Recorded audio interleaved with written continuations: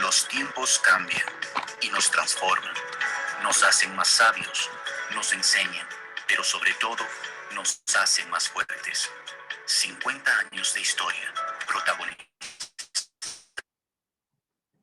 de emprendedores y decididos, íntegros, innovadores y creativos, formados con valores y principios, funcionarios comprometidos y dispuestos al servicio de 15.063 estudiantes que se forman como profesionales de excelencia en la matriz, sedes, extensiones y centros de apoyo de la Cato. Nuestro campus, estratégicamente distribuido en el país, cuenta con instalaciones de primer nivel, matriz Cuenca, casa administrativa, miracielos, posgrados, Fab Lab, CITT, con sus laboratorios de biotecnología, microbiología, principios activos y soberanía alimentaria, contaminación ambiental y aguas residuales, psicometría y neurociencias cognitivas, simulación en tiempo real, luminotecnia, realidad virtual y realidad aumentada. Sedes, Azogues y Matas. Extensiones, Cañar y La Troncal. Centros de apoyo, Quito, Tena, Zamora. Oficinas en Loja y Machala. Para la excelencia en la formación académica de los estudiantes a través de sus prácticas preprofesionales, la universidad cuenta con el Hospital General Universitario Católico, Laboratorio Clínico, Clínicas Odontológicas, medios de comunicación, Ondas Cañaris y Academia TV. En su editorial universitaria, Edúnica produce libros en todo el proceso editorial, desde la recepción, la diagramación, el diseño, la impresión y la socialización de las obras. La clínica veterinaria ofrece servicios en las áreas de clínica, hospitalización, diagnóstico por imagen y laboratorio clínico. En la apuesta por la internacionalización, la Universidad Católica de Cuenca ha suscrito decenas de convenios internacionales vigentes con países como España, Japón, Perú, Colombia, México.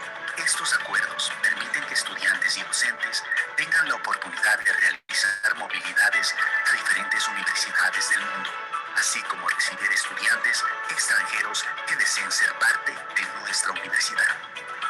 Para atender la solución de los problemas y necesidades de la comunidad, la oferta de grado apunta a 25 carreras y en posgrado se ofertan 24 maestrías. Contamos con 8 unidades académicas: Administración, Ciencias Agropecuarias, Educación, Artes y Humanidades, Ingeniería, Industria y Construcción, Salud y Bienestar,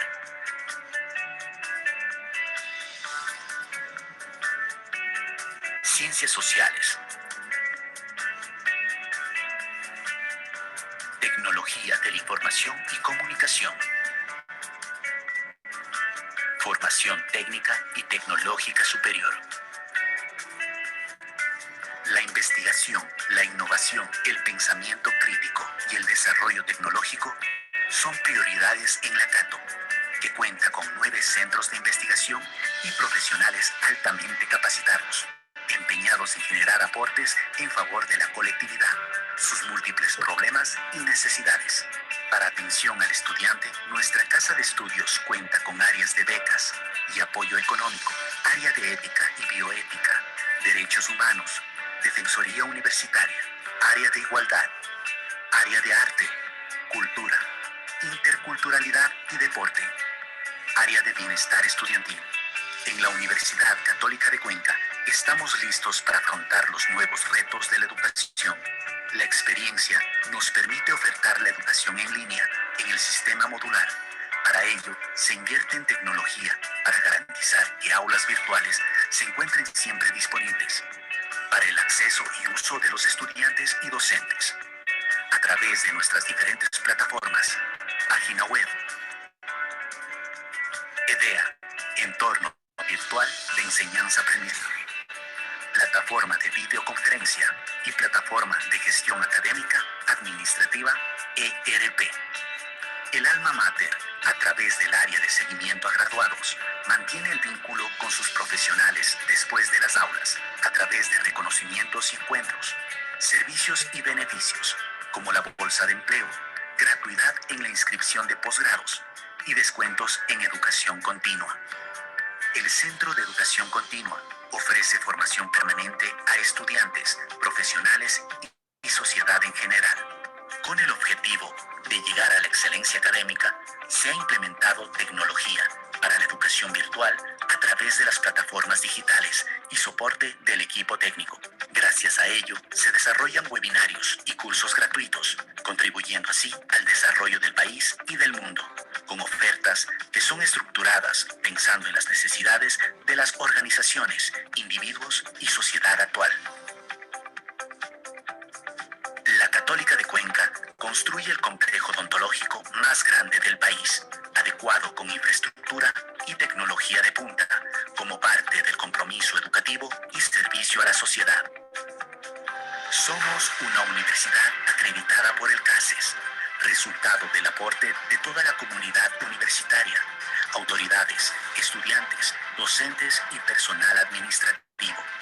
Dentro del proceso de evaluación externa llevado a cabo en los años 2019-2020, resultado que nos compromete a seguir trabajando en pro de la mejora sistemática y continua, alcanzar altos estándares de calidad que rebasen las exigencias a nivel nacional y nos posicionen en el contexto internacional, fortalecidos a través de un sistema de calidad basados en procesos y resultados.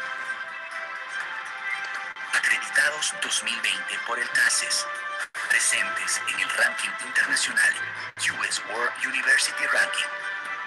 Avanzamos firmes hacia la acreditación internacional.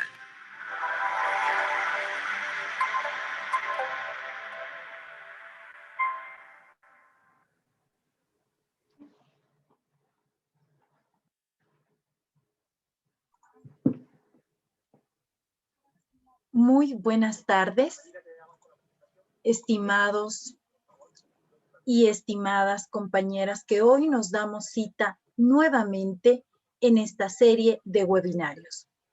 La Red de Investigación y Observatorios de la Universidad Católica de Cuenca les da la más cordial bienvenida al webinario El Observatorio Informa, en su segunda jornada de trabajo integrada. Hoy continuamos con la presentación del Observatorio de Salud, con el doctor Evigen Villavicencio, y el tema, la importancia de los observatorios de salud. Les damos la cordial bienvenida a nuestros distinguidos panelistas que hoy nos acompañan.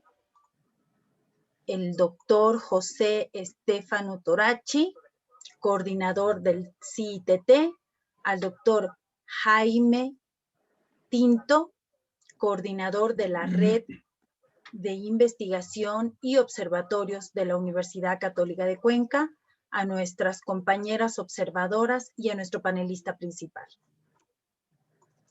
En este sentido, le damos paso y la bienvenida a nuestro expositor, doctor Evigen. Los micrófonos son suyos, le escuchamos. Buenas tardes con todos. Reciban un saludo fraterno desde la hermosa ciudad de Cuenca, Ecuador.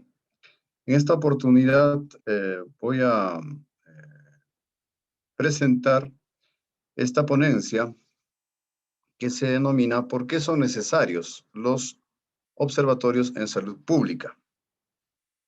Y quisiera empezar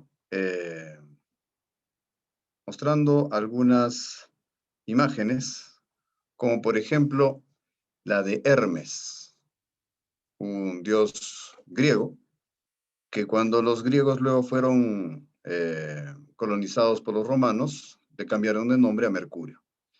Pero sea como sea, sea en Grecia o sea en Roma, este es un símbolo de la comunicación, de la transmisión de información. Noten ustedes que lleva un casco con unas alas, ¿no? Que es el símbolo de que fluye a velocidad la información. Este es otro dios. En este caso es un dios de los egipcios, es Tot, el dios de la escritura, pero también es simbolizado con la cabeza de un ave, ¿no es cierto? Y que nos da la idea de este movimiento de la información que viaja, que vuela, ¿no es cierto? De un lado a otro. Luego tenemos a San Gabriel, este arcángel, que para nosotros los cristianos es el mensajero, el que le lleva el mensaje de Dios a María para comunicarle los planes de Dios respecto a la vida de ella, ¿no? También simbolizado por unas alas, y es el mensajero que lleva este tema. Bien, tenemos también en la cultura china a Nuwa y Fuxi, que son dos, bueno, Fuxi era el emperador y Nuwa era su hermana o su consorte, y que se unen los dos y se convierten en una deidad también, ¿no? Ahí tenemos a Nuwa agarrando el compás y a Fuxi agarrando la escuadra, ¿no? El compás y la escuadra. Sin embargo, Fuxi es también para los chinos este emperador que se convirtió en dios de la transmisión de la información, la transmisión de los mensajes, y precisamente se le endilga a él la creación del lenguaje chino, el lenguaje escrito chino. Y en nuestra querida Suramérica tenemos también que la cultura quechua de los incas tiene el simbolismo de este mensajero al chasqui, ¿no? El chasqui, o Hatun Chasqui, como dice acá en la crónica de Huamán Poma de Ayala, era pues también un mensajero que llevaba la información de un lado a otro, mediante postas, se iban pasando la información y podía llegar rápidamente la información desde la sierra hasta la costa. Tanto así que estos chasquis participaban en un observatorio científico de los incas, llevando el muyu. El muyu es una alga que crece en la zona ecuatorial, alrededor de la línea ecuatorial, que dependiendo del color que tiene el muyu, pues los sumos sacerdotes, los Willas Puma, sabían que en los próximos meses iba a haber lluvia. Obviamente, después, con el conocimiento científico, sabemos acerca de la corriente del Niño y la corriente de Humboldt, ¿no es cierto? Pero en ese entonces, los incas tenían un conocimiento también importante acerca de cómo se daban estos fenómenos en la naturaleza. Y el chasqui era el que llevaba los mensajes, en este caso de los observatorios, los observatorios, vamos a decir, biológicos, para poder saber si es que íbamos a tener inundaciones, si íbamos a tener sequía o íbamos a tener buena lluvia en los próximos 3 meses.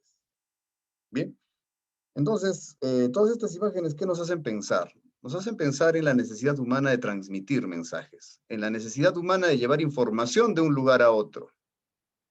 Entonces, esta actividad es una actividad muy propia del ser humano, una actividad que nos ha acompañado desde un tiempo muy lejano, más de 500 años antes de Cristo.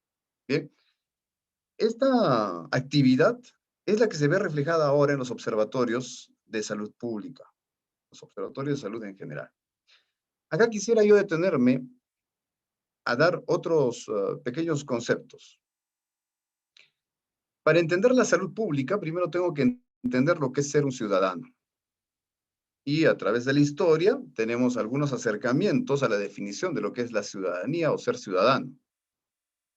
Uno de estos acercamientos nos da Platón en su libro La República, donde nos explica que el ciudadano es una persona que tiene derechos, es un derechohabiente, es el dueño de su propia vida, y si es que este ciudadano que es autónomo, dueño de su propia vida, vive en una buena ciudad y él tiene buenas costumbres, pues se logra la felicidad. ¿Listo? Esa es la vía platónica para entender lo que es el ciudadano. En contraposición al ciudadano está el esclavo, es decir, aquel ser humano que no tiene derechos, que no es derechohabiente y que no es dueño de su propia vida. Bien, entonces este filósofo griego de 500 años antes de Cristo, pues nos está dando un punto de vista de lo que es el ciudadano, ¿no? Yo recomiendo la lectura de este libro bastante. Él tiene una presentación de lo que debería ser una sociedad ideal, ¿no? Es un libro siempre de muy interesante lectura. Otro acercamiento a la definición de lo que es un ciudadano la tenemos en Santo Tomás de Aquino, en su libro La Suma Teológica. Claro, ya sé, algunos deben estar diciendo, ¿y qué tiene que ver acá un santo en una explicación de un observatorio científico? Pues tiene mucho que ver, muchísimo que ver. Recordarán ustedes que en la Edad Media la episteme, es decir, el conocimiento científico de ese entonces, científico entre comillas, tenía que ver precisamente con la teología, más que con el conocimiento de la naturaleza, de la biología, de la física o de la química, ¿no? Entonces, Santo Tomás ha tenido una impronta inclusive en la construcción de la corriente jurídica del jus naturalismo, a raíz de que él plantea que un ciudadano es una persona que tiene dignidad, y toda persona tiene dignidad porque somos creados a imagen y semejanza de Dios. Por ese motivo todos somos iguales y todos tenemos la misma dignidad. De tal manera que en la Suma Teológica plantea que la ciudad debe estar al servicio del hombre. De tal manera que hombres dignos con la ciudad al servicio de ellos, pues genera la felicidad. En contraposición a este ciudadano, tenemos al esclavo. Y el esclavo no se refiere al mismo tipo de esclavo que se refería a Platón. Platón justifica la esclavitud diciendo que aquel que entrega a su mujer y a sus hijos antes de ser herido, ¿no es cierto? Ese merece ser esclavo. Entonces, por eso que los griegos esclavizaban a sus colonias. No, la idea de Santo Tomás de Aquino no es esa en cuanto a esclavitud. La idea de Santo Tomás de Aquino es que un esclavo es aquella persona que es víctima de sus pasiones, ¿no es cierto? Ese es el esclavo. De tal manera que un hombre verdadero, un ciudadano, es aquel que puede controlar sus pasiones y que puede mantener su dignidad de forma adecuada. ¿Bien? Avanzando en el tiempo, tenemos otro enfoque de lo que es el ciudadano. El enfoque de Thomas Hobbes en el libro El Leviatán, ¿no? Que él nos plantea que el hombre es el lobo del propio hombre. ¿Qué quiere decir esto? Que el hombre por naturaleza es malo, por naturaleza es envidioso. Y entonces, dice, homo homini lupus est. Es decir, que el hombre se deja llevar por sus impulsos, por su instinto de conservación, ¿no es cierto? De tal manera que es necesario hacer un contrato social, y ese contrato social lo tenemos hasta el día de hoy, que se llama Constitución de la República. Entonces, esa necesidad de generar un contrato social nos da la cabida para que pueda aparecer ese concepto abstracto que se llama Estado. ¿No es cierto? Bien. Entonces, este contrato social se desarrolla de mejor manera en un libro que tiene el nombre de Contrato Social de Juan Jacobo Rousseau. Y nos dice que el hombre que controla sus impulsos y que convive con otros hombres bajo las normas de un contrato social llega a la felicidad. ¿No es cierto? De tal manera que noten ustedes la contraposición de Tomás Hobbes con Santo Tomás de Aquino, que hace un rato era el episteme de cómo debiera ser el jus naturalismo. Más bien, Tomás Hobbes renuncia al jus naturalismo. ¿Por qué? Porque plantea que hay que controlar al ser humano para que pueda vivir en paz. Y entonces, en contraposición a este ciudadano que controla sus impulsos y que vive bajo las normas, que vive bajo las reglas, tenemos al hombre que vive en estado natural, que solo hace caso a su instinto de conservación, que no tiene un sentimiento ético para convivir bien con las otras personas. Entonces, para Thomas Hobbes, esta persona vive fácilmente como vasallo de un rey que lo protege. O vive constantemente en enfrentamientos. ¿Listo? Entonces, ya en este momento, el concepto de ciudadano ya se va ligando a los derechos y a las obligaciones. De tal manera que, a continuación, ya tenemos en la etapa actual a Hegel y todos sus discípulos, ¿no es cierto?, que son la escuela de Frankfurt y que han desarrollado la teoría crítica. Nosotros hablamos a cada rato en la universidad que tenemos que formar pensamiento crítico, ¿no? Pensamiento crítico viene del ejercicio de la teoría crítica. Bien, de tal manera que para Hegel y sus discípulos, el ciudadano es una persona en medida que funciona bien en la sociedad. Si la persona no funciona bien en la sociedad, si se opone a funcionar bien en la sociedad, entonces debe ser excluido. No se debe tratar como persona, porque está haciendo daño a la colectividad. Entonces, las normas de la ciudad te convierten en persona. Y si es que tú sigues las normas de tu ciudad y puedes funcionar como una pieza dentro de esa ciudad, entonces se llega a la felicidad mediante la cohesión social. Y esta cohesión social nos va a dar dos características. Por un lado, la equidad y por otro lado, la solidaridad. Bien, entonces noten ustedes que el concepto de ciudadano ha ido cambiando y este es un concepto casi último. Sin embargo, vamos a explorar un concepto más acerca de lo que es ser ciudadano. Tenemos a Adela Cortina. En la actualidad es una filósofa que está trabajando muchísimo, está en España, y ella habla de un concepto que es la ciudadanía del mundo. Y para esta filósofa actual, tal vez una de las más leídas y más citadas y más vendidas en la actualidad, el ciudadano es aquel, desde la ética del consumo, ¿no? El ciudadano es aquel que puede decidir qué cosa consumir. Y es aquel que asume su rol en la empresa que le toca trabajar. Miren cómo es el cambio de la perspectiva de lo que es un ciudadano. Entonces, un ciudadano es aquel que puede decidir qué cosa va a consumir, que no le imponen qué cosa va a consumir, y es aquel que va a desempeñar un buen rol dentro de su empresa, ¿no es cierto? Y esto nos va a conducir a que todos los participantes o todos los afectados por alguna decisión deban opinar. En esto, Adela Cortina sigue la línea filosófica de Habermas. A Jürgen Habermas lo hemos visto hace un ratito, acá está Jürgen Habermas, discípulo de Hegel, ¿no? Y vamos a decir que Adela Cortina nos plantea eso, ¿no? Que este ciudadano económico no tiene por qué ser un esclavo, no tiene por qué ser un vasallo, no tienen que decidir por él. Ella plantea que uno tiene que tomar sus propias decisiones y asumir las consecuencias de sus decisiones, por lo tanto, debe participar en aquellas decisiones que le afectan.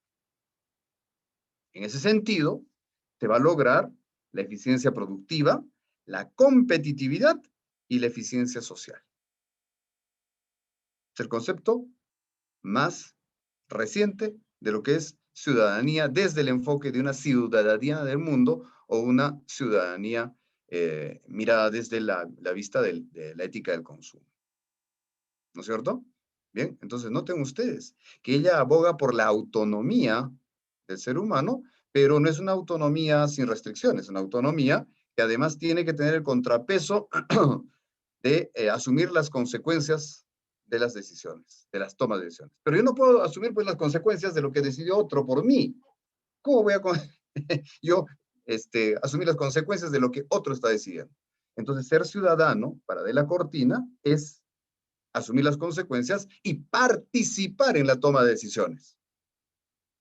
De tal manera que si tú te abstraes de participar en la toma de decisiones, pues tú solito estás saliendo del escenario de ser ciudadano y te estás convirtiendo o en esclavo o en vasallo porque alguien decide por ti.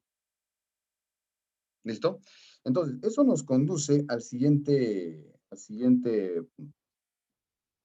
Hablar de ciudadanía en salud es hablar de dos enfoques actualmente. Hay un enfoque que se denomina la democracia representativa. Es decir, nosotros cada 4 años, cada 5 años en nuestros países nos juntamos para votar, votamos y chao, listo, la autoridad que decida. Esa es la democracia representativa, donde nos involucramos en los pocos minutos de la votación y punto, nada más. Delegamos esta función de toma de decisiones completamente a las autoridades elegidas. Y luego tenemos que esperar 4 años a que por favor administren bien las desigualdades que hay entre la sociedad. Por favor, si realmente tienen la caridad de poderlo hacerlo bien, les agradezco. Y si no, te esperas otros 4 o 5 años porque te toca elegir en 4 o 5 años. Esa es la democracia representativa. El enfoque actual en salud pública lo que pide más bien es que las democracias sean participativas. De tal manera que nosotros podamos tener la capacidad de participar en las tomas de decisiones que nos afecten. Noten ustedes que esto encaja muy bien con el concepto de Adela Cortina acerca de ser ciudadano del mundo, ¿no? Entonces, esta democracia participativa implica que el ciudadano deje de estar con los brazos cruzados sin hacer nada respecto a las decisiones que toman y tiene que participar activamente en esas decisiones que se tienen que tomar. De tal manera que se involucre en las tomas de decisiones y en este caso que se involucre en el autocuidado de la salud. Bien, entonces, ¿qué es esta ciudadanía en salud? A final de cuentas, según la Organización Mundial de la Salud, es hacer que todos participen en buscar una buena salud para lograr dos cosas, el bienestar individual y el bienestar colectivo. Entonces, ¿qué pasa? ¿Qué hacemos si la mayoría de la población no está motivada a participar ejerciendo su ciudadanía en buscar una buena salud? ¿Podemos quedarnos nosotros con los brazos cruzados? ¿Tenemos que asumir el rol de tomar las decisiones por ellos? Algunos pensamos que más bien tenemos que ser unos emocionados sociales, que tenemos que hacer docencia fuera de aula. Es decir, que tenemos que llevar el mensaje de la promoción de la salud a la comunidad. Motivar a la gente a que tengan entornos saludables y que tengan también hábitos saludables. Entonces, yo soy dueño de mi corporalidad y tengo que tener hábitos saludables para mejorar mi bienestar individual, por supuesto. Pero también soy una entidad que interactúa con otras personas, que tengo que tener una interacción con las otras personas para lograr ese bienestar colectivo. Y de eso se ocupa la salud pública. ¿Listo? Entonces, va quedando claro que el tema de hablar de salud pública y el tema de hablar del tema de salud es un problema que nos abarca a todos, que nos atañe completamente a todos. ¿No es cierto? Ahora quisiera tocar el punto de qué es un observatorio. Observatorios tenemos, ya les dije, desde hace mucho tiempo, ¿no es cierto? Finalmente, actualmente, lo que es un observatorio es un centro desde el cual se investigan, se analizan y se registran datos de objetos o fenómenos. Eso es un observatorio. Entonces, en este centro en el cual se investiga, se analiza, se registran estos datos, no solo tenemos que conseguir el dato para publicar en un Scopus y ser feliz con el índice de impacto del Scopus. Ya está, ahí se acabó. No, no, no, no. El fin último de la investigación no es la publicación y no es que te vuelvas famoso y no es que te den un factor de impacto. Ese no es el fin último de la investigación. El fin último de la investigación es lograr que ese dato que conseguiste sea transformador de la realidad social. De tal manera que, si bien está publicado tu artículo, perfecto, pero tenemos que ver la manera de transformar este conocimiento, este logro, en beneficio, en bienestar de la población. Y tenemos que tener la capacidad de convertir ese conocimiento, ese mensaje tan difícil en su redacción, a 4, 3 ideas que puedan ser repetidas y que puedan ser entendibles por la población que no está instruida en redacción científica y que no está instruida en temas de salud. Entonces, noten ustedes que un observatorio actualmente ya no solo es observar y tomar datos, sino desde el enfoque de la ciudadanía, desde el enfoque de la salud pública, un observatorio tiene que ser un organismo, un centro, que genere acción, que genere transformación, que genere motivación en la comunidad. En el caso de salud, para lograr el bienestar individual y el bienestar colectivo. ¿No es cierto? Entonces, eso es un observatorio. ¿Y qué es la salud pública? La salud pública es lo que hemos venido haciendo en la universidad en estos últimos años.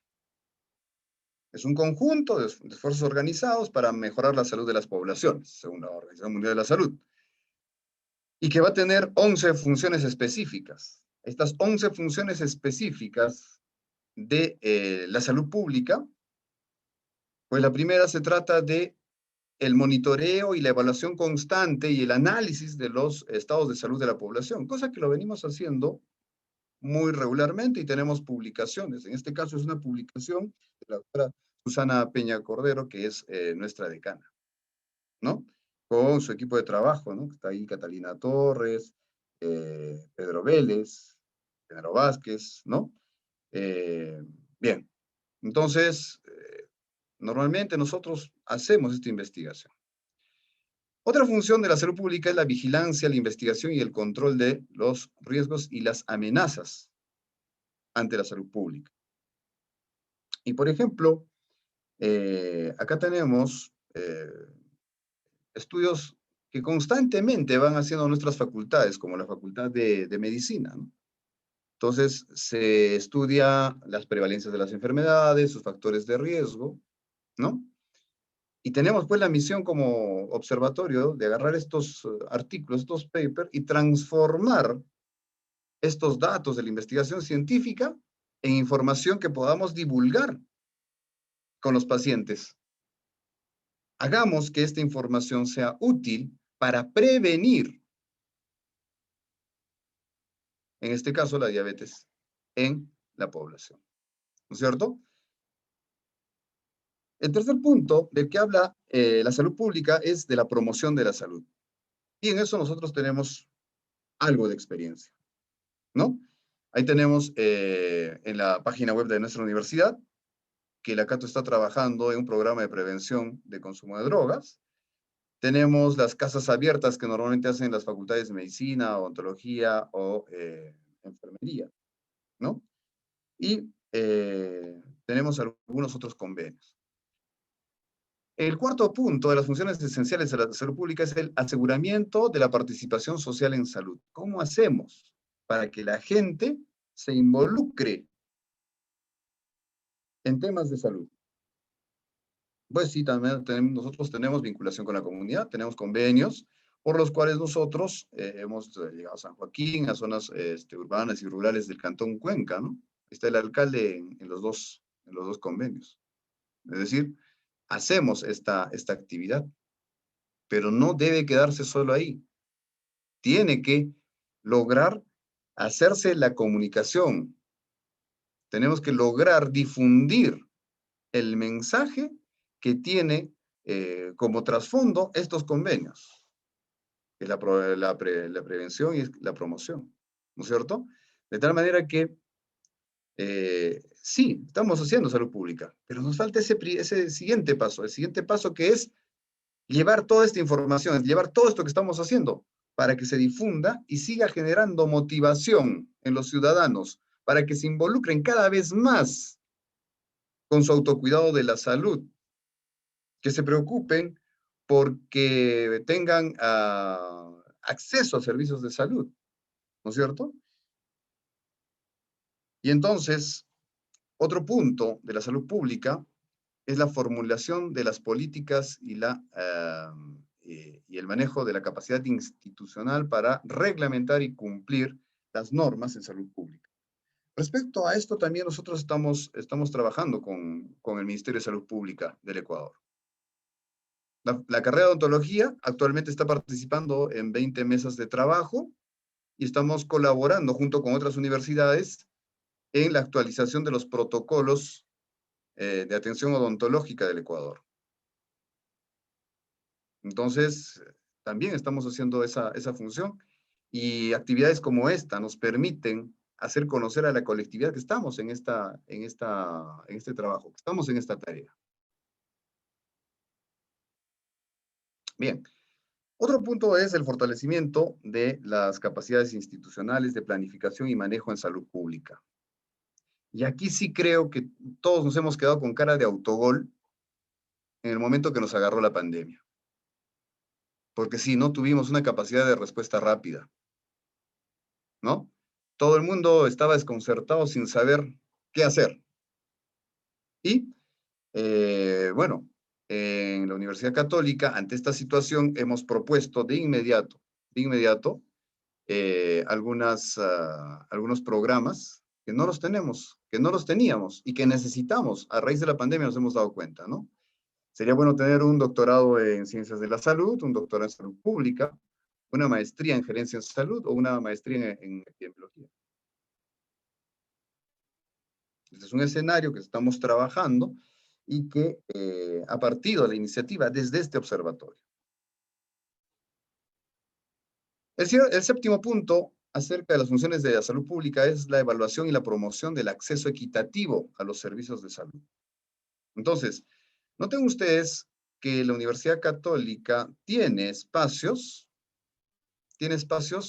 del servicio a la comunidad, como el laboratorio de biogenética, como la clínica de segunda especialidad de ortodoncia, como la clínica de odontología. Tenemos el Hospital Universitario Católico, ¿no es cierto? Y constantemente también vamos dando capacitación y asistencia técnica a las comunidades que nos soliciten. Por ejemplo, en el caso de la comunidad Shuar, hemos tenido últimamente un acercamiento, ¿no? Bien. Ahora, en cuanto a la capacitación y desarrollo de los recursos humanos, ese es el fuerte de las universidades. Y en eso estamos. Para eso nosotros trabajamos con la más alta tecnología del país, ¿no es cierto? Tenemos el acceso a esta tecnología de realidad virtual. Tenemos estas tabletas anatómicas para hacer estudio en medicina, enfermería y odontología. Tenemos los convenios que firmamos con el Ministerio de Salud Pública para el internado. Además, también nos preparamos constantemente y hemos recibido la acreditación de medicina y odontología, por ejemplo, hace poco, en la carrera de medicina y odontología en Azogues, ¿no? Entonces, noten ustedes que la universidad es un actor social más de la salud pública. O sea, no es que la universidad solo se dedica al rubro de educación y ya, chao. No, no es así. La universidad es un actor vivo de la salud pública.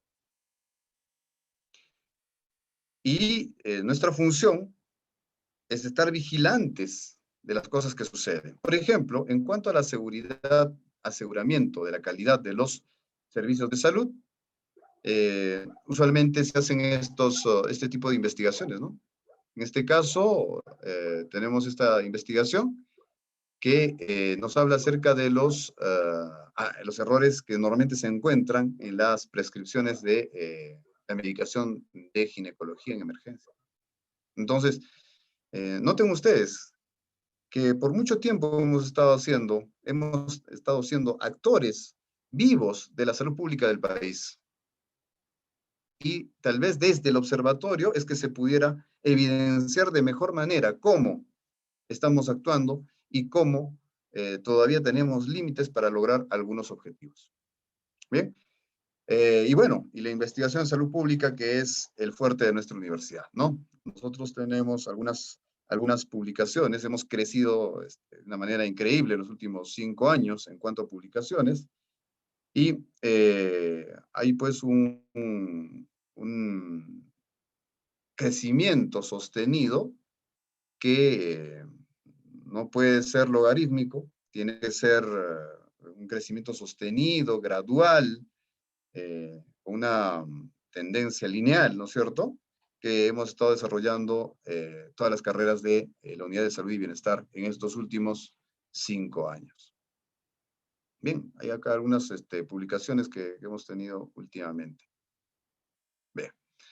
En el punto número 11 de la salud pública,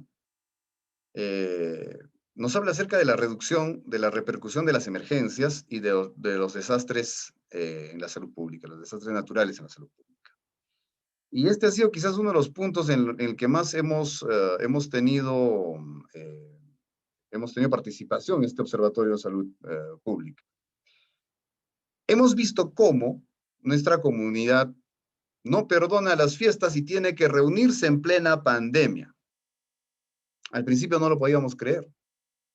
Pero Navidad, Año Nuevo, Carnavales, la gente hace reuniones y hace reuniones. Ante esa situación, la respuesta inmediata de nuestro observatorio fue sacar este comunicado para nuestra comunidad. Medidas de prevención ante el COVID-19 para Navidad y fin de año. Entonces, acá nosotros recomendábamos, ¿no? Lo primero es evitar las reuniones, ¿no es cierto? Y el mensaje era claro, evitar la reunión, solo reunirse en las burbujas de familia. Lo recomendable es pasar las fiestas en su burbuja familiar, es decir, con las personas que usted convive. Eso es lo recomendable.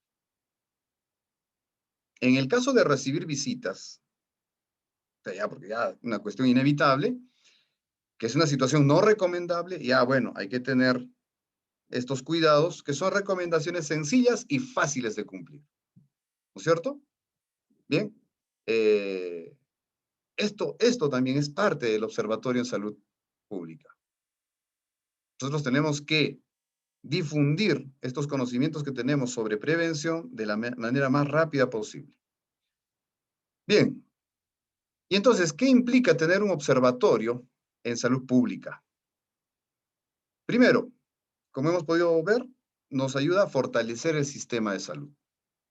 Este sistema de salud necesita de ciudadanos que puedan asumir el reto de buscar este bienestar individual y el bienestar colectivo. De tal manera que un observatorio en salud pública es útil porque va a ayudar a fortalecer nuestro sistema de salud. Ustedes ya han visto todo lo que nosotros hacemos en salud pública, ¿no es cierto? Pero falta organizar toda esta información y difundirla y motivar a la gente a seguir por el buen camino. 2. Un observatorio en salud pública tiene la función de intervenir para empoderar al poblador en su autocuidado de la salud. Este es un tema fundamental. Si nosotros logramos un conjunto de personas que cada uno asuma la responsabilidad del autocuidado de la salud, la suma de esos esfuerzos nos va a dar un gran resultado en los indicadores de salud a nivel colectiva, a nivel comunitario. De tal manera que, noten ustedes, que todos estos esfuerzos aislados que hemos estado haciendo durante estos 5 años, hay que sistematizarlos y hay que convertirlos en un mensaje para empoderar a nuestros pobladores respecto al cuidado de su salud, al autocuidado de su salud.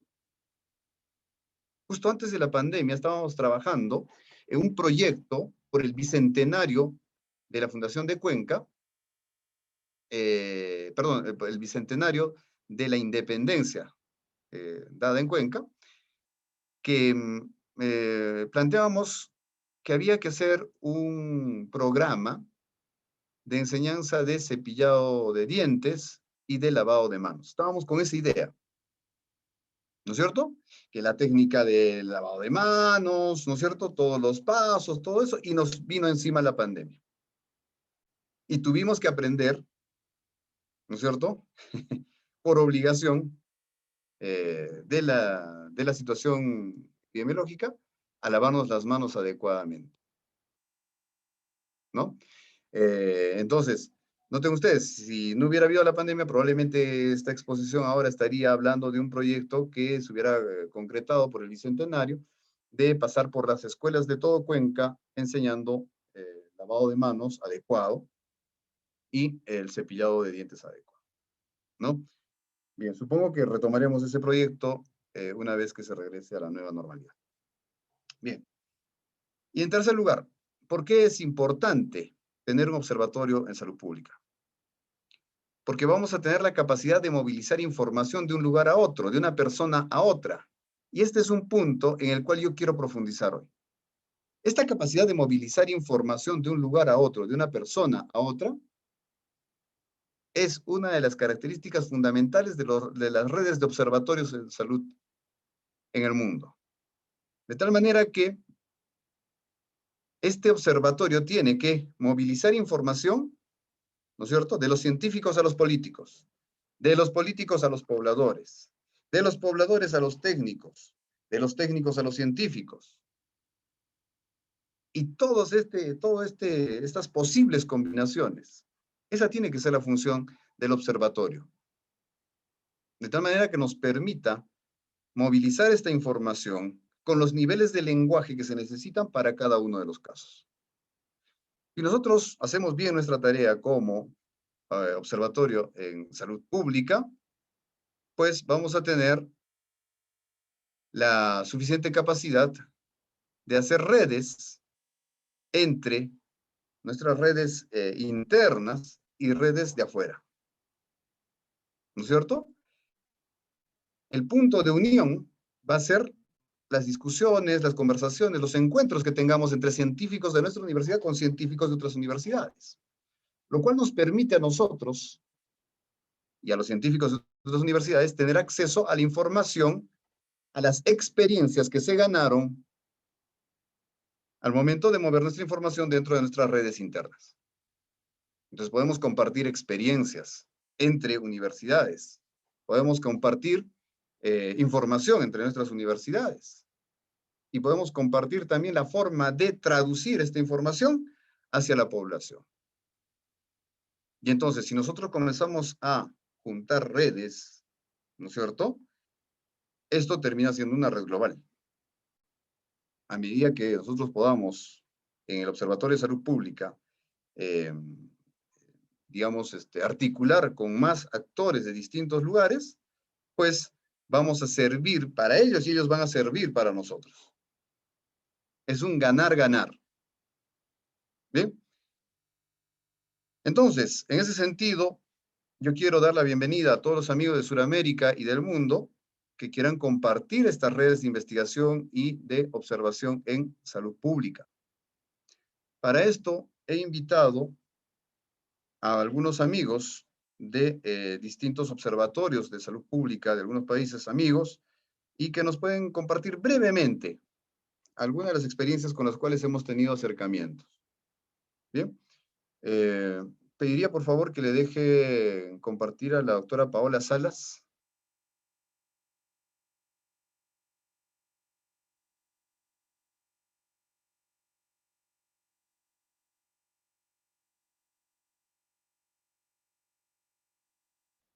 Si me ayudan, por favor.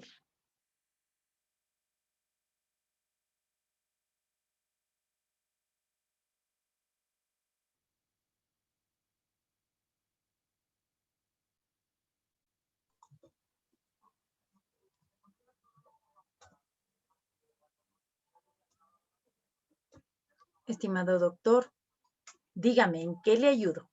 Necesitamos que le activen el micro a Paola Salas, de Chile. Paola Salas.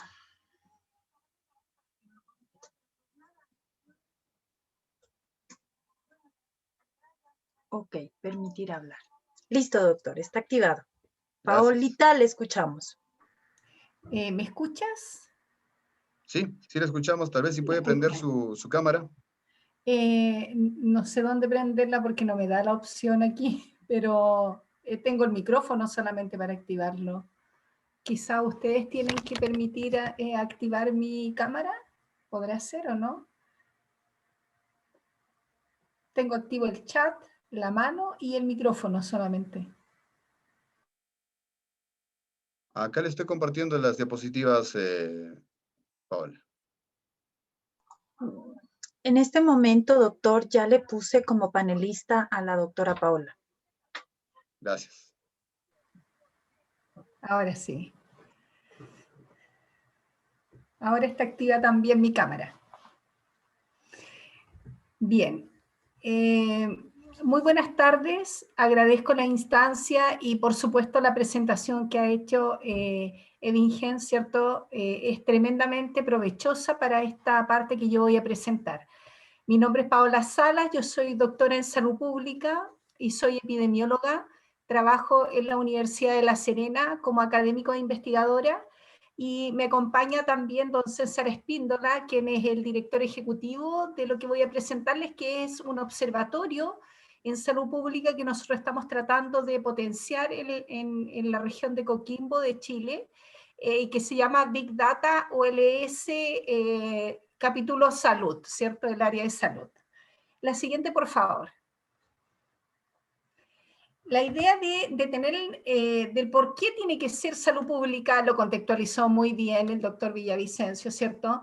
Tenemos equipos de salud local que están necesitando datos que habitualmente la academia tiene o produce a través de publicaciones o a través de bases de datos a las cuales nosotros como académicos tenemos acceso, pero que eventualmente los municipios, los lugares donde se toman las decisiones para la salud de la población, no siempre tienen este acceso, ni tampoco tienen el tiempo, y tampoco tienen el equipo de profesionales que se necesita, ¿cierto?, para analizar información. Entonces, la idea es que desde este equipo de salud, además que apoyar a los equipos en el área de salud, también es entregar información a la población general.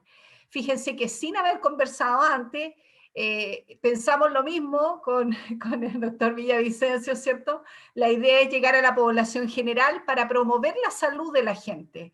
O sea, que la gente aprenda a través del conocimiento cómo mejorar el autocuidado, ¿ya?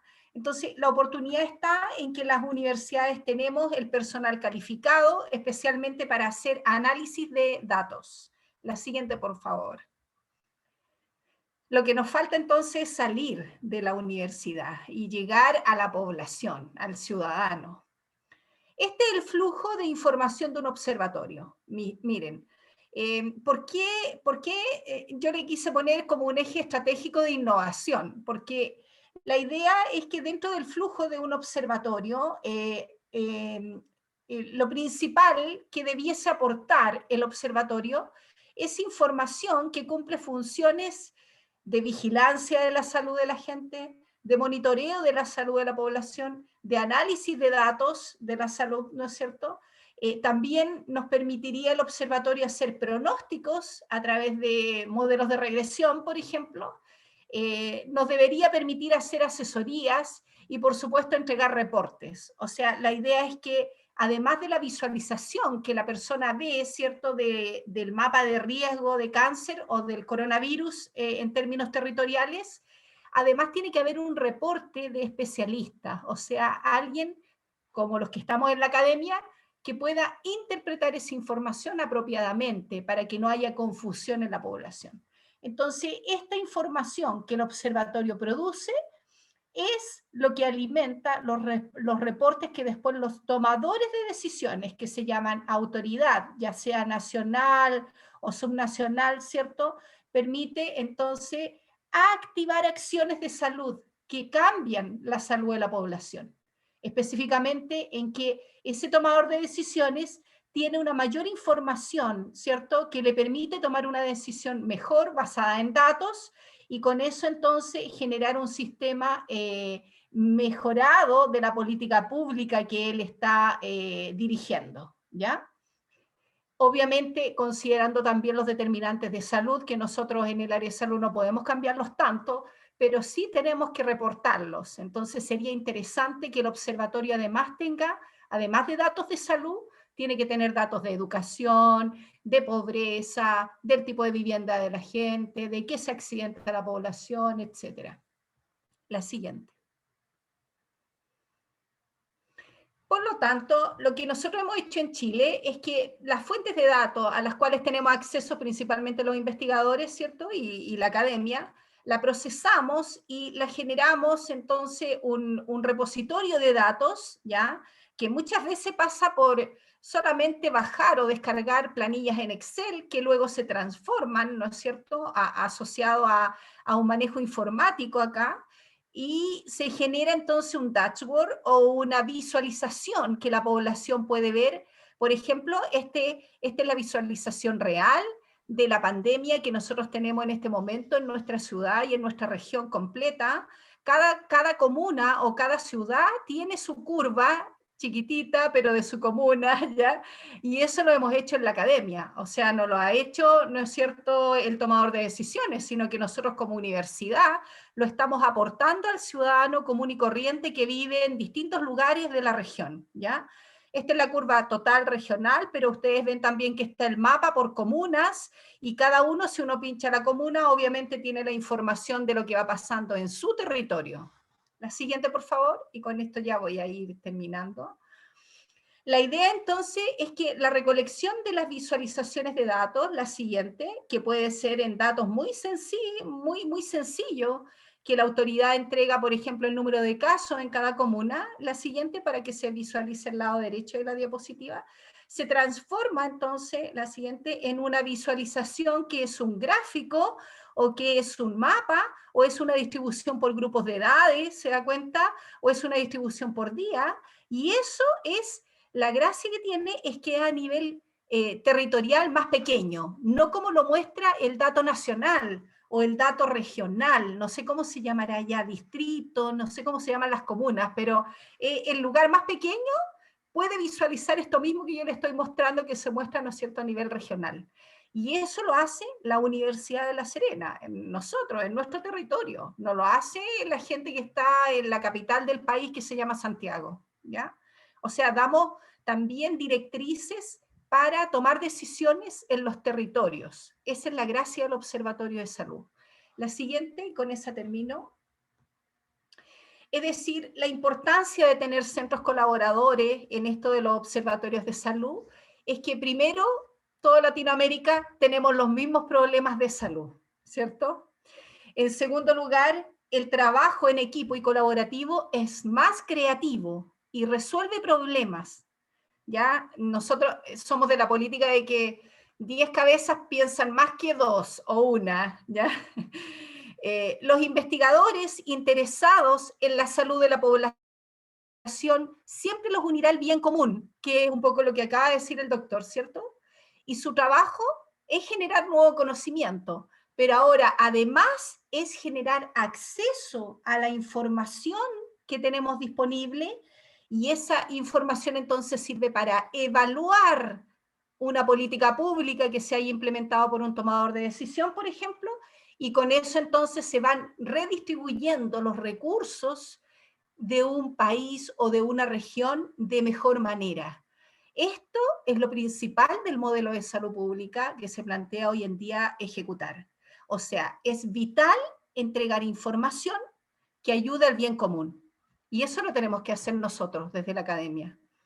Todos los países además tienen capital humano experto en temas comunes en salud. O sea, los del área de salud somos expertos en la carie dental, por ejemplo. Ya sabemos hasta lo más mínimo, desde la fisiopatología hasta la epidemiología de la caries. Entonces nadie nos puede, ¿cierto?, cuestionar. Y eso es muy bueno porque tenemos validación del ciudadano común. ellos creen en nosotros, en los expertos, en la academia. Además, algunos podemos colaborar con apoyo técnico para el tratamiento, análisis y divulgación en plataformas institucionales que ya existen. Por ejemplo, nosotros en la Universidad de La Serena, que tenemos el Big Data Salud, podríamos, ¿cierto?, con la base de datos que nosotros tenemos y el repositorio, podríamos albergar datos de Ecuador, ¿cierto?, y proyectar los mapas desde acá, si es que no hay tecnología en un territorio, ¿cierto?, que así lo avale. Entonces, la idea de la colaboración es que nos vamos ayudando entre todos para que todos tengamos lo mismo, el mismo desarrollo en términos de la información institucional. Y por último, proponemos crear entonces esta red latinoamericana de análisis de decisiones en políticas públicas, que hasta el momento nosotros por lo menos estamos, Chile, tratando de unirlo con Perú, Colombia, y ojalá se nos sume Ecuador, ¿cierto? Y la idea es que podamos generar investigaciones consorciadas y comparativas para principalmente, ¿cierto?, llevar a hacer un hábito que la investigación sea colaborativa. Eso, muchas gracias por los minutos otorgados. Muchas gracias, doctora Paola. Excelente intervención. Doctor Evigen, la palabra es suya. Muchas gracias, Paulita. Un abrazo hasta la República Hermana de Chile. Gracias, gracias. Vamos a darle el paso a nuestra colega Iris Antoinette Quevedo, por favor. Adelante, Iris. Buenas tardes. Voy a pasar a compartir mi pantalla. ¿Qué tal? ¿Se ve? Sí, se ve, correcto. Perfecto. Voy a presentarme. Soy la cirujana dentista Antoinette Quevedo. Actualmente realizo la residencia en Salud Pública Estomatológica en la Universidad Peruana Cayetano Heredia y tengo como sede docente a la Dirección de Redes Integradas en Salud, que es un órgano descentralizado del Ministerio de Salud. Entonces, actualmente laboro ahí y pues observo la problemática y vivo día a día pues, lo sucedido ahí. La presentación de hoy que voy a hacer, pequeñita, es acerca de un protocolo de acción familiar COVID que realicé aproximadamente hace unos 6-5 meses cuando estábamos iniciando la pandemia, a raíz de que veíamos que había mucha información acerca de prevención, es decir, lavado de manos, higiene de manos, uso correcto de la mascarilla, pero no teníamos mucha información de qué hacer cuando ya teníamos una persona enferma dentro de nuestro núcleo familiar y cómo prevenir y cómo evitar que los demás miembros de la familia se contagien o incluso cómo hacer para cuidar a esta persona en el hogar, ¿no? Y evitar así contagiarnos. Entonces, nace este protocolo a raíz de ciertas preguntas que me hice y que las demás personas también aquí en Perú se hacían en ese entonces. Y, por ejemplo, ¿quién se encargaría de atenderlo a usted durante su enfermedad? Entonces, lo que yo hice fue un cuestionario de preguntas. Elaboré un cuestionario de preguntas poniéndonos en el hipotético caso de nosotros estar contagiados de COVID.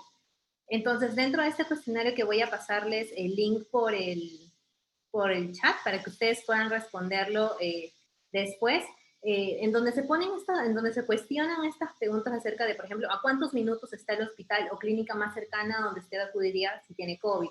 ¿O quién lo acompañaría a este lugar de aislamiento, no? O quién se encargaría de atenderlo. Imagínese que usted vive solo y no tiene, entonces antes de contagiarse tiene que ponerse a pensar qué cosas haría. Entonces, nace, como les digo, este plan de acción familiar COVID y el cual consiste en una serie de infografías, las cuales ciertas recomendaciones que usted puede seguir en el hogar para que evite contagiar a su familia, ¿no? Y su familia cómo lo va a cuidar. Entonces, estas infografías tienen, por ejemplo, cómo condiciono la habitación del aislamiento, qué debe hacer la persona a mi cuidado.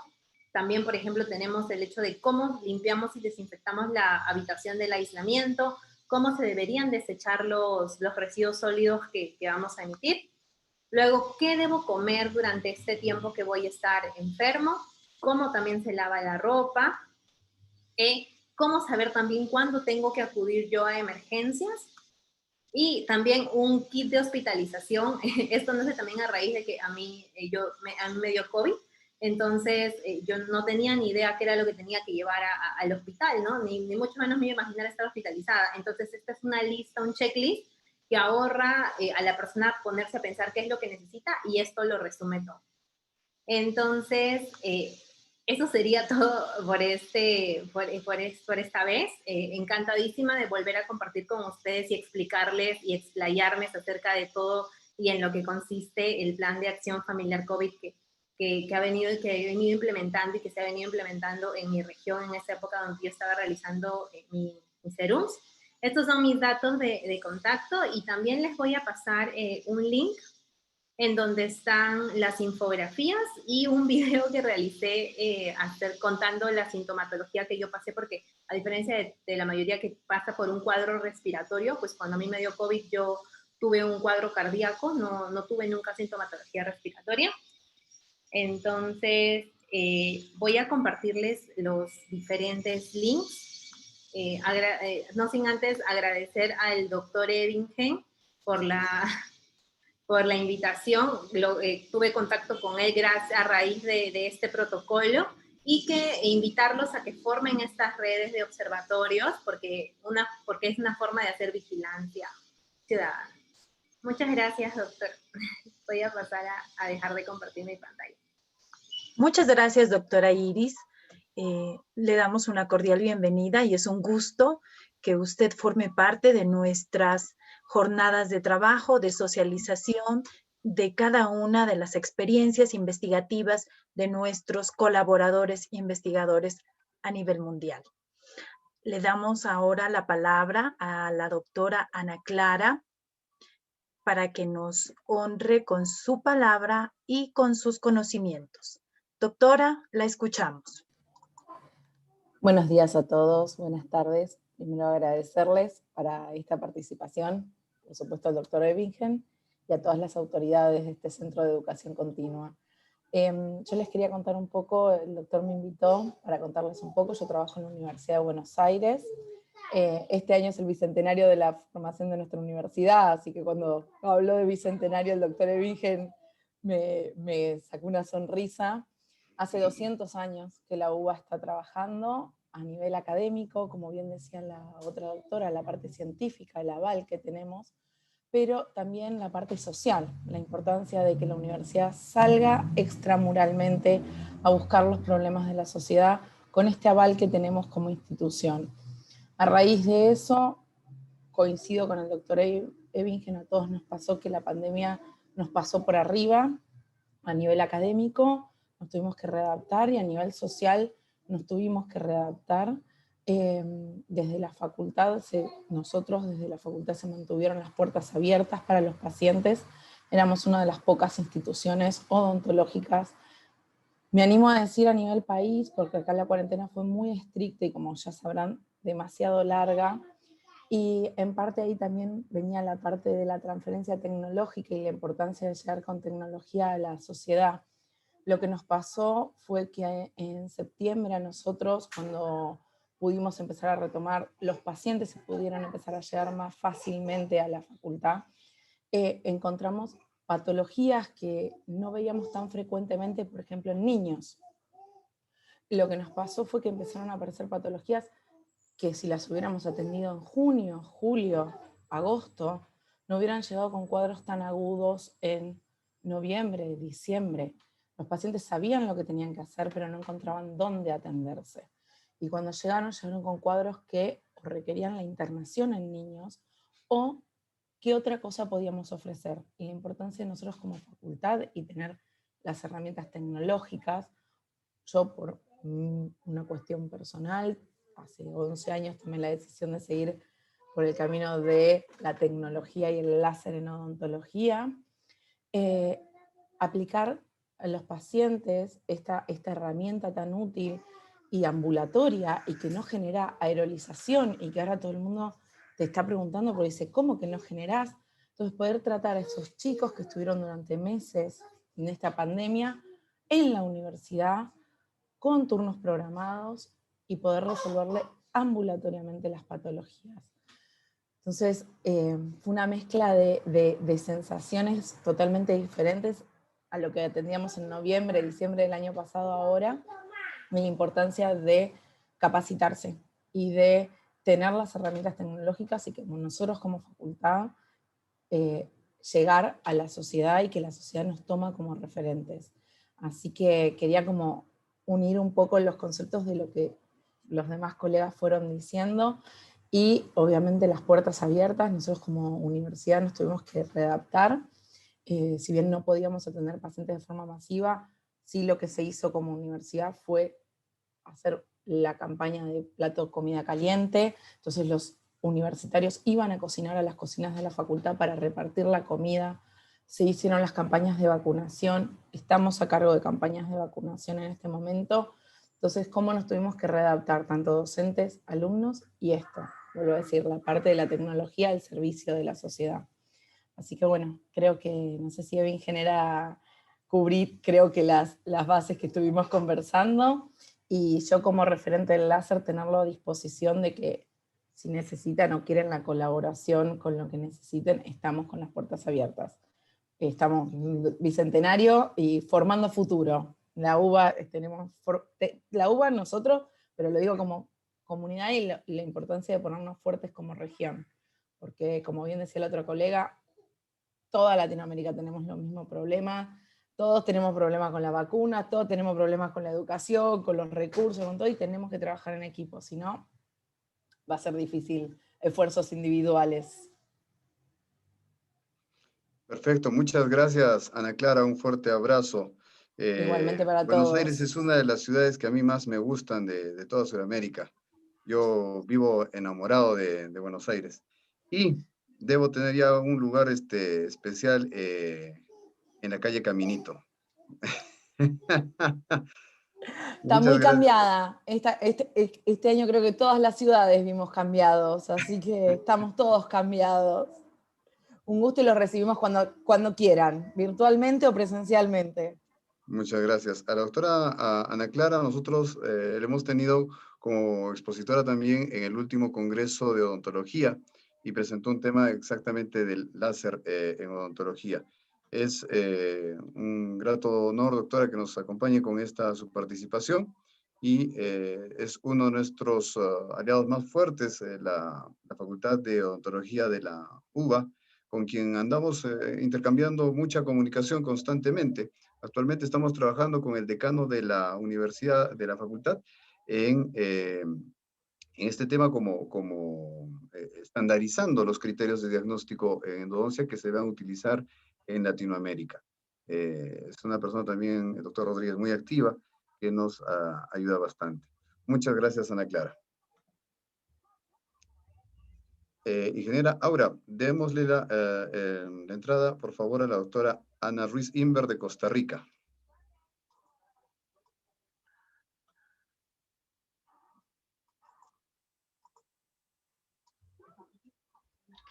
Listo, le estamos dando la bienvenida a la doctora. Esperamos que... Ahí está. Doctora, bienvenida. Buenas tardes, ¿cómo están? Saludos a todos. Mi nombre es Ana Cecilia Ruiz. Yo soy odontóloga docente en la Universidad de Costa Rica, en Centroamérica. Y bueno, para mí es un gusto compartir con ustedes un momentito una intervención corta sobre la disposición que tenemos en la facultad y en específico en la sección de radiología para colaborar en cualquier frente de lucha que podamos en esta genial idea de un observatorio de salud pública, porque bueno, como todos lo han mencionado, es importante enfocar nuestros esfuerzos a las problemáticas y las realidades locales de nuestros países latinoamericanos. Entonces nosotros desde el frente de radiología, desde la especialidad que aquí ejercemos, tenemos un grupo de investigación pequeño, pero que tenemos mucha energía y mucha intención de involucrarnos en proyectos, digamos, multicéntricos, o compartir información y esfuerzos en proyectos con otras facultades o con otras instituciones a nivel latinoamericano. Entonces, uno de los frentes que nosotros pensamos que se podría utilizar es colaborar en proyectos sobre incidencia de algunas de las patologías o hallazgos radiográficos que podemos encontrar en nuestra población, o por lo menos en las bases de datos que tengamos de nuestros centros radiológicos universitarios.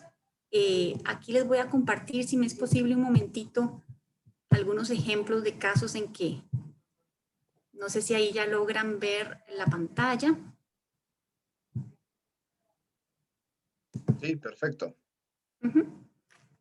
Nosotros en los centros o en las clínicas docentes universitarias atendemos a una población pues bastante grande y tenemos los registros radiológicos donde podemos encontrar hallazgos desde anomalías dentales, patologías, alteraciones que tienen un impacto en la calidad de vida de las personas. Y conocer estos datos a nivel local, a nivel de nuestros países, pues es de gran importancia, ¿verdad? Entonces, nosotros nos ponemos a la disposición para el tema de diagnóstico radiológico, interconsultas en casos que sean de presentaciones atípicas o casos complejos. También a la hora de buscar, compartir bases de datos y buscar la incidencia o la prevalencia de algunas de estas condiciones en poblaciones. Entonces, como ven, son tal vez hallazgos que si nosotros los juntamos entre diferentes instituciones, pues tenemos acceso a una información muy valiosa que puede llegar ya a impactar más que todo el tratamiento que se le da a estos pacientes y las políticas que se hagan para ellos. Entonces, bueno, en realidad mi intervención era cortita, pero muy agradecida de ser tomada en cuenta y, como les repito, con la disposición para colaborar en este proyecto de tanta importancia. Muchas gracias, doctora Anacé Ruiz. Nosotros tenemos también una constante comunicación y colaboración con la doctora Ana Cecilia en temas de radiología maxilofacial. Y hay esta idea de juntar las bases de datos de radiografías de nuestros países y hacer una gran base de datos de toda Sudamérica, ¿no? Empezamos por los hallazgos patológicos, por los hallazgos raros, ¿no? Pero sobre todo, un reto que tenemos en Sudamérica es lograr las medidas cefalométricas estándar de nuestros pobladores. Dado que todos los libros que nosotros estudiamos son de pobladores de Europa o de Norteamérica, que en estatura pues no se parecen mucho a nosotros. Entonces, esas medidas no son tan aplicables a nuestra realidad. Y por eso lo importante de las epistemologías del sur, de construir nuestros propios datos, de construir nuestras bases de datos, de poder juntar a toda América en este sueño de poder lograr un observatorio internacional que tenga todo este alcance. Muchas gracias, doctora Ana Cecilia, una vez más. Y quiero concluir con lo siguiente. Esto es lo que tiene que ser un observatorio. Un observatorio tiene que poder articular personas de distintos lugares, tiene que poder articular personas de la misma comunidad y poder transmitir estos mensajes, poder llevar estos mensajes en el lenguaje más apropiado para que la población sea la beneficiaria de este sueño de alcanzar el bienestar individual y el bienestar colectivo. Muchas gracias. Excelente su presentación, impecable, doctor Ebigen. Le auguramos y le hacemos extensivas nuestras sinceras felicitaciones. Nuestros amigos, los que nos ven a través de nuestra plataforma Zoom, los que nos están acompañando a través de las redes sociales, definitivamente se quedan complacidos bajo el enfoque de su charla el día de hoy. Y ahora viene nuestra sección de preguntas. Y tenemos una pregunta muy interesante. Un compañero de la ciudad de Guayaquil nos pregunta cómo influye la enfermedad de COVID en el cuidado de la salud bucal. Bien, qué pregunta tan interesante. Sabe que hay literatura que nos indica que hay algunas características, algunas lesiones que aparecen en boca a raíz del COVID. Entonces, cuando nosotros recibimos esa información, que por supuesto era preliminar, activamos esta red de observatorios y nos comunicamos, por ejemplo, con el doctor Luis Neme de Bolivia. El doctor Luis Neme, que es un cirujano maxilofacial, no ha dejado de atender durante toda la pandemia porque su lugar de trabajo es un centro de referencia nacional, es decir, él trabaja en el Hospital Nacional Central de Clínicas Médicas en Bolivia. Y él no podía parar. A él le seguían llegando los accidentados, le seguían llegando los casos de maxilofacial. Y entonces, al comunicarnos con él respecto a estas nuevas lesiones que aparecían en boca, él se interesó en hacer un estudio con sus residentes y efectivamente hicieron un estudio epidemiológico descriptivo en el cual demostraron que las lesiones solo aparecían en el 30% de personas, no en el 100% de personas. De tal manera que estas lesiones, por ejemplo, no eran algo característico del COVID. Por otro lado, tuvimos un acercamiento también con un compañero de Brasil, quien estaba muy interesado en ver si se podía diagnosticar el COVID en saliva, ¿no? Entonces también él está en este momento viendo la posibilidad de hacer diagnóstico de COVID simplemente con gotas de saliva, porque se supone que es el lugar donde más actividad tiene el virus, ¿no? Donde más presencia tiene el virus. Y un tercer punto es que hemos visto que el Colegio Odontológico del Perú recomendó el uso de estos enjuagatorios con cetilpiridina, ¿no? Ese es otro aspecto que también estuvo en discusión y en conversa a nivel de las redes de investigadores en salud bucal. De tal manera que hay algunos que están a favor y otros que están en contra. Sin embargo, todavía no hay estudios concluyentes, no ha habido la oportunidad de hacer ensayos clínicos o estudios de cohortes de seguimiento para poder decir si realmente la aplicación de estos colutorios podría disminuir la carga viral. No hay hasta el momento una evidencia firme y sólida que nos permita dar esa recomendación. Sin embargo, la postura que podríamos tener algunos es que el enjuague bucal no te va a hacer ningún daño, ¿no es cierto? Entonces, ante esa situación, mejor usarlo, ¿no? Podríamos decir eso. No sé si hubiera alguna otra pregunta. Sí, una última pregunta, doctor. Y esta pregunta está enfocada justamente a todos los invitados de este panel y dice, esta articulación de expertos en varios puntos de Latinoamérica fortalecerá la creación de un observatorio de salud no a nivel nacional, sino a nivel regional. ¿En qué incidirá en la educación a la sociedad? Qué interesante pregunta. Miren, estamos programando desde el observatorio una reunión internacional con los directores de salud bucal de Perú, Ecuador y Bolivia para el día 21 de abril. A raíz de una conversación que tuvimos con un consultor de la Organización Mundial de la Salud, que es el doctor Eugenio Beltrán. Y la idea aquí, por ejemplo, era que nos pongamos a pensar si los próximos estudios epidemiológicos se van a poder realizar. Es decir, si para atender un paciente en odontología tengo que vestirme con todo el traje, el EPP, este traje que se llama el equipo de protección personal, y tengo que utilizar una limitada cantidad de recursos, es posible que los estudios epidemiológicos no se puedan realizar como lo hacíamos antes. Entonces, miren, ¿a qué va a cambiar? Esto es todavía a manera de idea, ¿no? A manera de hipótesis. ¿En qué va a cambiar los estudios epidemiológicos en salud bucal? Pues se tiene la idea, y es posible que esto toquemos en esa discusión, que los estudios se conviertan en estudios por cuestionario respecto a cuánto de impacto sientes tú el problema de tu salud bucal en tus funciones diarias, en comer, en dormir, en sonreír, en saludar, en estar alegre, ¿no es cierto?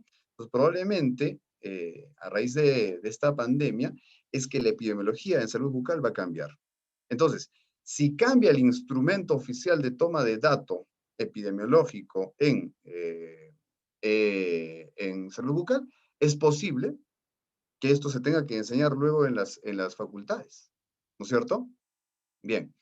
Por otro lado, nosotros acá en la Universidad Católica de Cuenca estamos trabajando en la elaboración de un gel para la remoción químico-mecánica de la caries, que esta no es una idea nueva, ¿no? Esta es una idea que ya viene de mucho tiempo, que la han trabajado en Suiza, la han trabajado en Brasil, últimamente en Argentina, pero nosotros estamos queriendo elaborar un gel a partir de un fruto típico del Ecuador, ¿no es cierto? Un extracto de un fruto típico del Ecuador y que tenga probablemente el acceso libre para que las personas puedan utilizar la metodología de hacer este gel, ¿no? Pero nosotros utilizando una planta típica del Ecuador como es el babaco.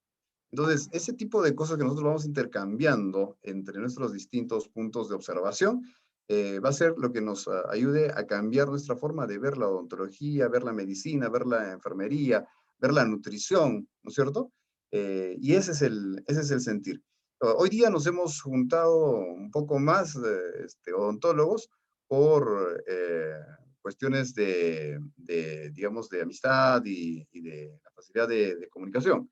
Sin embargo, el Observatorio de Salud Pública está abierto para todas las especialidades de la salud, no solamente para odontología. Fue una coincidencia que hoy día estuvimos una gran cantidad de odontólogos.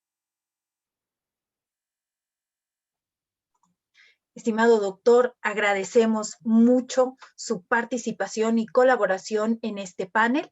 De igual manera, damos las gracias a nuestro público que nos ha abierto la puerta una vez más para ingresar en sus hogares y poder llevar la ciencia, el conocimiento que el observatorio informa en estos webinarios durante estos 3 días. Los invitamos el día de mañana a la misma hora, 3 de la tarde, por el mismo link, para que nos puedan acompañar para cerrar con broche de oro con el Observatorio de Fenómenos Socioeconómicos.